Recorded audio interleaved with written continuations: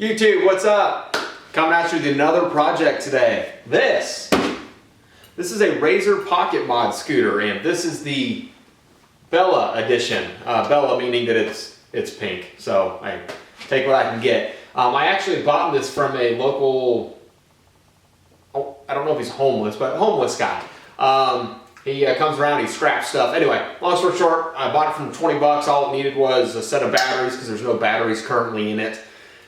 Told him I'd give him 20 bucks for it. So anyway, he came on by, 20 bucks, gave it to him. I tested out the motor. The motor does work, so that's good. I tested out the rest of it yesterday, and none of the controller or anything like that works. So I'm probably going to get rid of all that and try to go the cheap route. I'm just going to stick a starter solenoid in there, and that'll be my on-off switch for basically dumping 24 volts in the motor and then letting it off. So all or nothing kind of a deal. I want to overvolt this thing, try it on 36 volts, and then maybe try it on 48 volts if it'll handle that. I'm secretly hoping that I can get this thing running and maybe try wheeling it, because I think that'd be pretty funny, and I'm sure y'all will find that entertaining. So we're going to go for that. Actually, it's got a pretty decent setup. It's got a rear handbrake, which will be awesome, and it actually works really well. It'll lock it up with me just kind of pushing around with my body weight to lock up that rear tire. So looking forward to this. Going to try to do a cheap build. For anybody who can get your hands on one of these, they're actually a pretty cool platform. Electric motor, chain drive, rear wheel. You believe it uses a number 25 chain on it. You can do all sorts of cool stuff with this. Anyway, should be a good time. Check it out. Here we go.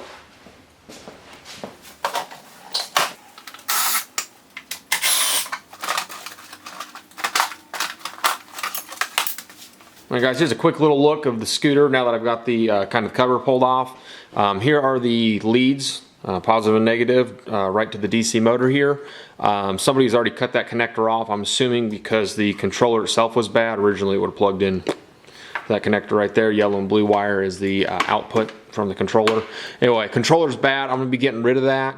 I'm going to replace it. Something like this. It's like an old starter relay or starter solenoid switch off of a, I'm assuming some kind of car or truck. Anyway, it was something that was in my garage. So I've got it. I'm going to replace all this. I'm going to put a little push button up on the handlebars.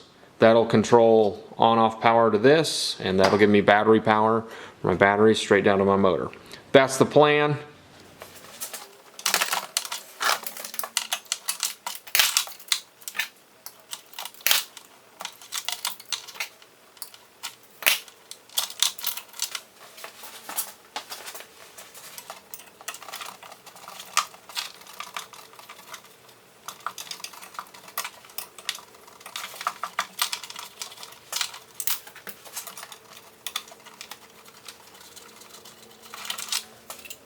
Alright guys, here's a controller taken off. There's a screw at the bottom right and a screw at the top left right here.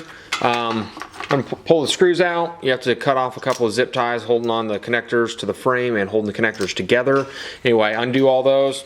Comes right off. I'm trying to kind of figure out where I want to put this little relay or big relay. It looks like I can go ahead and hook into this hole right here with an existing screw, mount it tight.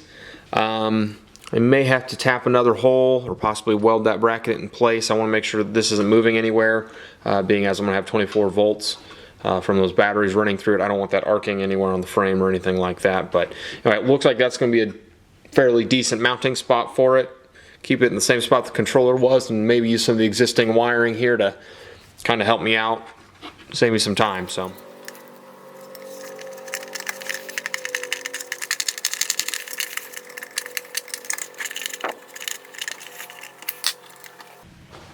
One screw. Good enough for me. Alright guys, here's my relay.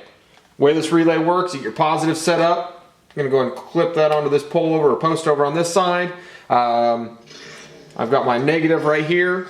When I touch the negative to it, completes the circuit and allows this contactor to go down, allowing this pole and this pole to become one, and that will deliver whatever voltage I'm putting in across here into my power wire into my motor. Hey, I did say this was a budget project, right? Because I don't have any ring terminals that'll fit over this post. A little trick I did learn. You can take your wire, if you have enough length, and you can cut off a big chunk of that insulation get a screwdriver or anything that's got any kind of rod that's the same diameter as that post.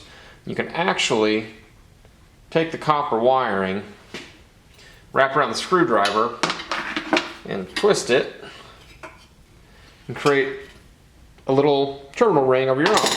I don't necessarily recommend this for professional or long-term applications. This is just going to get me by until I can figure out something a little better. But, you know, this is what you got. This is what you got. Throw on my washer.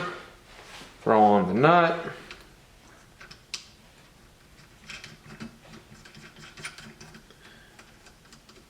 Get it snug. Gotta put a wrench on it, obviously. Tighten it all down. I've got a pretty good solid connection that should get me through my testing phases. Check this out, guys. Basically got the relay set up how I wanted it. I've got alligator clips running from the batteries just for testing at the moment. We've got our positive from the battery coming into the relay. Got the positive for the motor hooked up to the other side of the relay coming into the motor.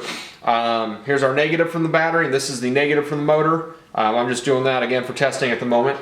But when we ground out the relay, complete the circuit. Everything's coming on as it's supposed to, and that's going to be the foundation for my electrical system.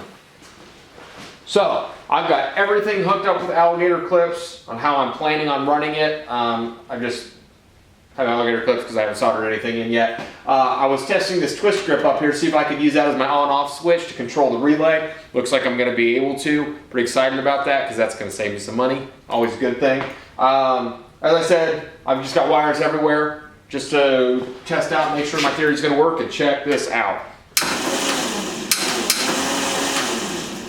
Everything seems to be working well. This is actually at half power. This is only 12 volts.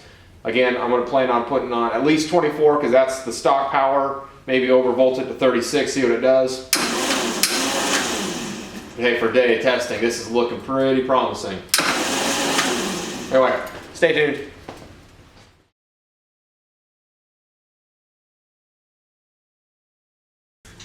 Alright, it's been about a week and a half, but batteries finally came. They come with little safety caps. Go ahead and pull the caps off the terminals. Batteries go in here, fit in this tray just like so. The battery strap is Velcro, goes over, holds these down. With batteries charged and installed, we just need to finish up the final wiring. Finish up the connections. We'll be able to take it for its initial test ride. Hey, here's a wiring diagram for the scooter. Issue I had here is this relay right here does not have a separate input voltage or a separate circuit just for activating the relay. The reason that's an issue for me is this little switch, the twist grip throttle on this scooter, is very small. The wires, I don't know if they'll carry that kind of load, putting the full 24 volts through it, and I really don't need to. It's just a 12 volt relay. Anyway, what I had to do here is, instead of hooking ground straight to the battery, the first battery in the circuit here, that would have given me 24 volts because I got 24 volts positive here. What I had to do is I had to jump to the negative right here. So basically this battery is running just the relay, but I'm dumping 24 volts at the larger post into the motor. Anyway, I hope that kind of makes sense. Like I said, I want to keep 12 volts here, 24 volts here. I didn't want to be overpowering that switch. I don't want that switch to get stuck or anything because I won't be able to stop it. So anyway, hope that makes sense. Well, here she is off the workbench. Twist the throttle. It's all working. Well, my initial tests are going to be inside. There's currently a couple inches of snow on the ground and it's like 15 degrees. I do not know if this will carry me. I'm hoping it will. Oh yeah.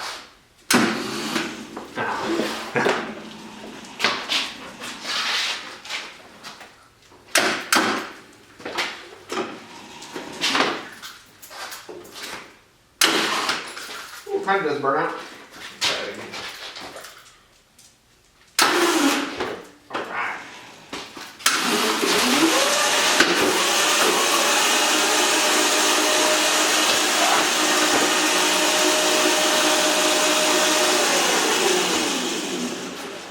the kind of sticking I was afraid of. Oh, let him learn. Well, that was exciting. Obviously that didn't work. What happened was the starter relay, or the starter solenoid, whatever you'd like to call it, it actually welded itself shut in the contact position, or the closed position. So that didn't work out very well, and when it was locked, it also passed too much current and it fried the twist grip throttle. So went ahead, ran to the parts store, I bought a brand new, more modern relay. Got it installed, swapped it out here, I checked all the wiring appears to be okay. And installed a little push button up here just to replace that switch. As you can tell,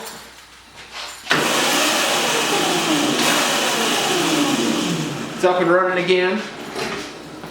We just need to test drive it, and I'm going to make sure I film it again, so here we go.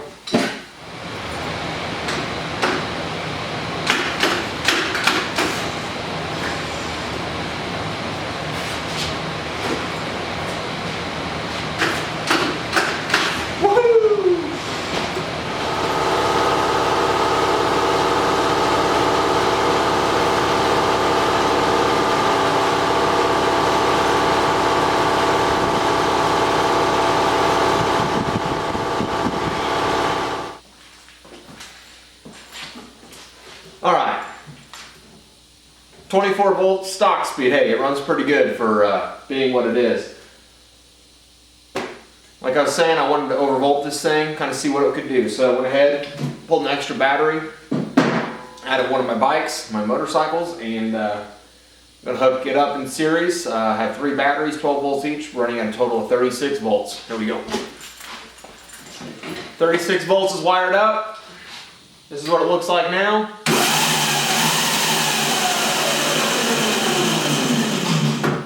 Sure seems to spin up a lot faster. We'll do a couple test passes here in the garage, then we'll go back outside.